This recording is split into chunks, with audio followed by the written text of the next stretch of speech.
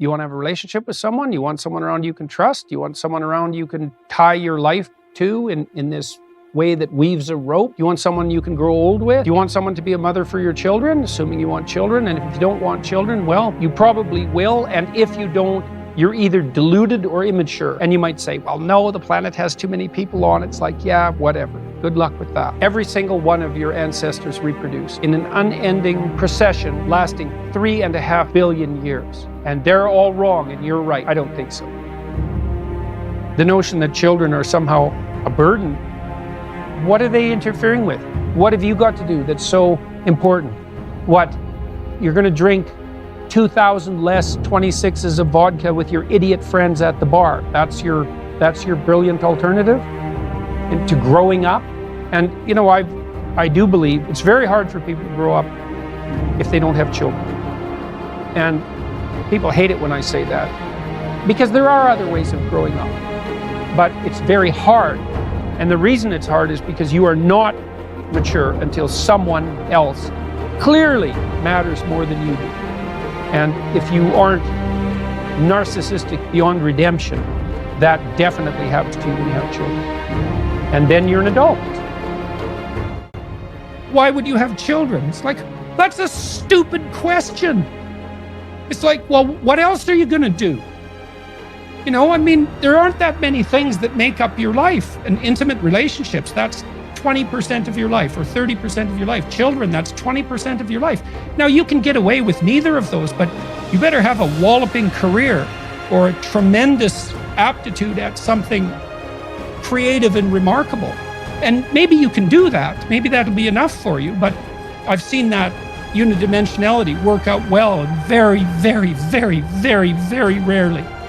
So, and you have children because you'll never have the opportunity in your life to have as high quality a relationship with anyone as you could potentially have with your child. So you're going to forego that? Well, you can, but what's left for you then?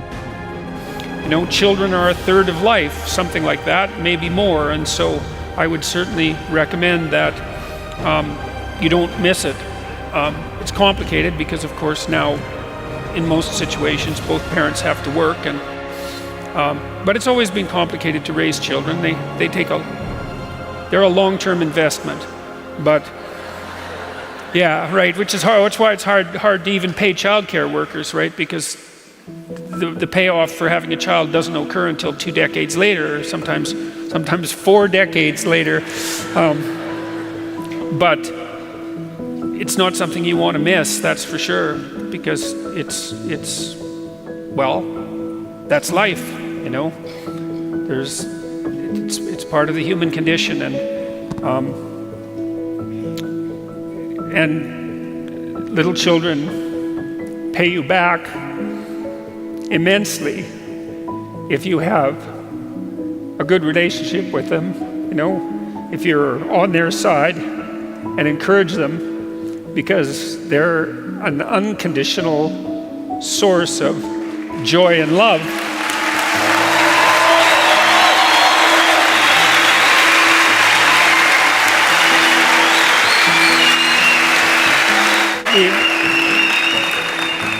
The other thing I noticed that you should all know is that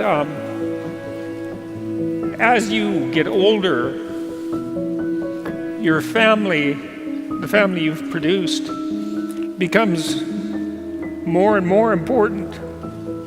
You know, so we teach young women in particular that the fundamental goal of their life is going to be their career. And, you know, first of all, most people don't have careers, they have jobs, and those are very different things. But you're not a very happy camper, so to speak, if you're 45 and you have no one, and it doesn't go upwards after that. So don't miss it.